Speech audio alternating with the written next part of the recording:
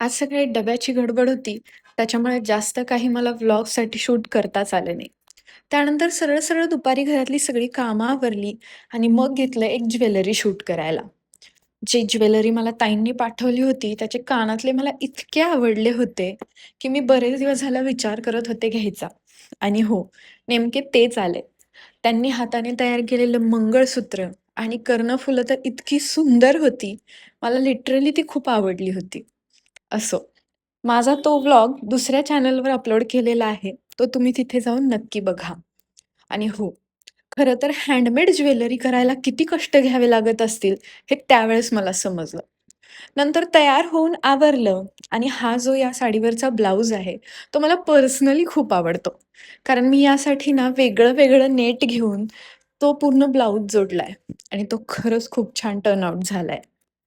संध्याकाळी माझी ना चहा प्यायची इच्छा झाली होती, म्हणून आवरता-आवरता पहिला चहा ठेवला. साडी वगैरे चेंज केली आणि चहा गाळून घेतला.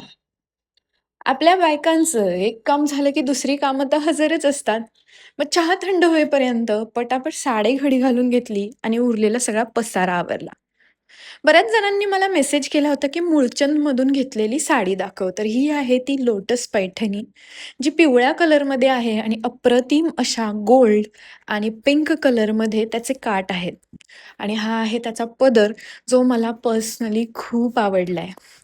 खूप छोटीशी मोराची डिझाइन आणि हा त्याचा ब्लाउज पीस, ज्याच्यावर पुन्हा एकदा हातावर, गळ्यावर मस्तपैकी मोराचे छोटं-छोटं मीनाकारी की एम्ब्रॉयडरी सॉरी काम केलेलं आहे.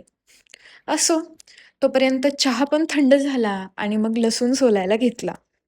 संध्याकाळच्या स्वयंपाकाची तयारी केली, हातपाय धुतले आणि मग आलेल्या ज्वेलरीचं शूट करून ताईला पाठवून दिलं.